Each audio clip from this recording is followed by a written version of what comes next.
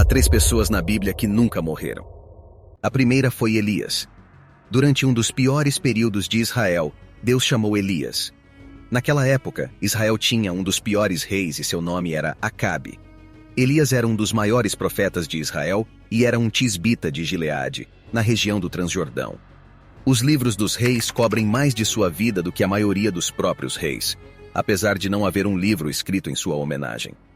Seu encontro com os profetas de Baal no Monte Carmelo o tornou muito famoso. O rei Acabe incorporou o idealismo em um sistema que deveria ser governado segundo a vontade de Deus, pois os israelitas eram o seu povo. Israel estava sofrendo devido à má governança, mas Elias, por outro lado, representava um tipo diferente de domínio. Ele não tinha conexões com o estabelecimento político ou a família real.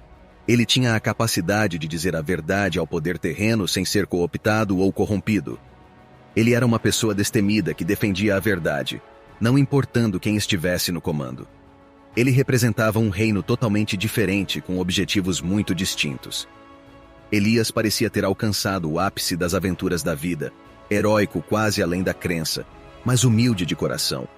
Mas ele estava prestes a superar tudo isso.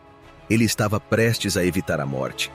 A partida imortal de Elias o coloca na rara categoria das pessoas que não experimentaram a morte física. Embora nunca se saiba quando ou como Deus fez isso, é claro pelo contexto que ele informou Elias de sua partida iminente. Sucedeu, pois, que, havendo eles passado, Elias disse a Eliseu: "Pede-me o que queres que te faça, antes que seja tomado de ti. Peço-te que haja porção dobrada de teu espírito sobre mim." Eis que um carro de fogo com cavalos de fogo o separou um do outro, e Elias subiu ao céu num redemoinho. Nosso Criador Deus é todo-poderoso, e ele nunca fica desabastecido. Eliseu ficou surpreso e assustado por um breve momento, mas isso não durou muito.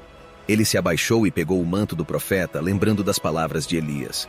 Atravessou de volta o Jordão, reivindicando o poder que agora era dele, e começou seu próprio ministério profético a partir daquele ponto em diante. O plano de Deus nunca falhou.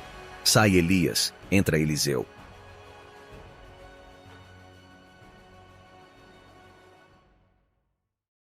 Número 2, Enoque. A primeira menção a Enoque é encontrada em Gênesis capítulo 5. Havia um Enoque que era filho de Caim, mas este não é o mesmo Enoque. Viveu em uma época tumultuada, onde a maldade estava se espalhando pela terra. Mas Enoque se destacou como um homem justo e temente a Deus.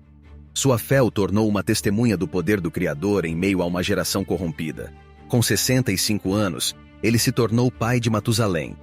Enoque andou em comunhão habitual com Deus 300 anos após o nascimento de Matusalém, e teve outros filhos e filhas. Todos os dias de Enoque foram 365 anos. E Enoque, em reverente temor e obediência, andou com Deus. E não foi mais encontrado entre os homens porque Deus o levou para estar com ele. O caso de Enoque foi o primeiro arrebatamento documentado, pois Deus simplesmente o levou. Talvez a comunhão tenha sido tão intensa que a presença de Deus apenas o envolveu e o levou embora. Em Hebreus capítulo 11, versículo 5 diz o seguinte: "Por meio da fé, Enoque foi arrebatado, de forma que não experimentou a morte, e já não foi encontrado porquanto Deus o havia arrebatado, visto que, antes de ser arrebatado, havia recebido o testemunho de que tinha agradado a Deus." E sem fé, é impossível agradar a Deus e andar com Ele. Pois quem se aproxima de Deus deve acreditar que Ele existe e que Ele recompensa aqueles que o buscam diligentemente e com sinceridade. É uma grande garantia saber que Deus sempre se preparará de maneira suficiente e abundante para os seus, e nos cuidará com ternura até que floresçamos de maneira miraculosa. 2 Crônicas 16:9. Pois os olhos do Senhor percorrem toda a terra para fortalecer aqueles cujo coração é totalmente dele. Enquanto o Pai nos oferece sua bondade para nos fazer crescer, o que Ele realmente deseja de nós é uma resposta sincera e despretensiosa ao amor que Ele nos dá. Mas um tempo está chegando, e já está aqui quando os verdadeiros adoradores adorarão o Pai e o Espírito com o coração e o ser interior. E em verdade, pois o Pai busca tais pessoas para serem seus adoradores. Deus é Espírito, fonte de vida e luz para a humanidade. E aqueles que o adoram devem adorá-lo em espírito e verdade. João 4:23. Deus sempre está procurando sementes fiéis e leais que viverão suas vidas completamente para Ele. Esses são os vasos através dos quais Ele realmente pode usar e manifestar sua glória. Enoque, de acordo com as Escrituras, não compartilhou o destino de Adão e seus descendentes. Ele não morreu. Enoque é usado como exemplo do arrebatamento no Novo Testamento. Um objetivo da tradução de Enoque é enfatizar a verdade das Escrituras, que há uma redenção final para todos nós que colocamos nossa fé no Senhor. Embora a grande maioria venha a falecer fisicamente, o exemplo de Enoque dá esperança que eles triunfarão sobre a morte em última instância. Número 3. Cristãos nos tempos finais. Agora estamos adentrando nas profecias registradas. Esta é uma que ainda está por se cumprir, como está escrito.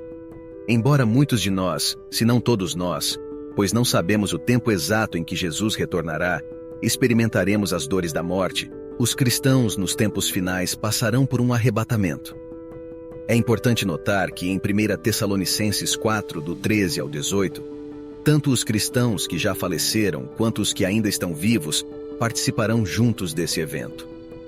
1 Tessalonicenses, capítulo 4, versículos 13 ao 18. Agora não queremos que vocês, crentes, sejam ignorantes sobre aqueles que adormeceram na morte, para que não fiquem tristes como os outros, que não têm esperança além desta vida presente.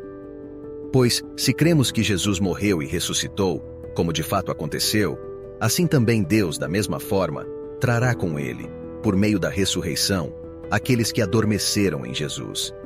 Porque dizemos isso a vocês pela própria palavra do Senhor, que nós, os que ainda estamos vivos e permanecermos até a vinda do Senhor, de forma alguma precederemos aqueles que adormeceram na morte. Pois o Senhor mesmo descerá do céu com voz de comando, com a voz do arcanjo, e com o som da trombeta de Deus, e os mortos em Cristo ressuscitarão primeiro. Depois nós, os que ainda estivermos vivos e permanecermos na terra, seremos arrebatados juntamente com eles, os ressuscitados nas nuvens, para encontrar o Senhor no ar, e assim estaremos sempre com o Senhor. Portanto, em qualquer caso, experimentaremos o arrebatamento. Durante esse tempo, assim como Enoque, os cristãos serão arrebatados no ar. Por isso, uma das razões para a tradução de Enoque é que ele prefigura uma geração inteira de crentes que não provará a morte. E se você chegou até aqui, nos ajude a bater a meta de 1000 inscritos. Obrigado a todos e fiquem em paz.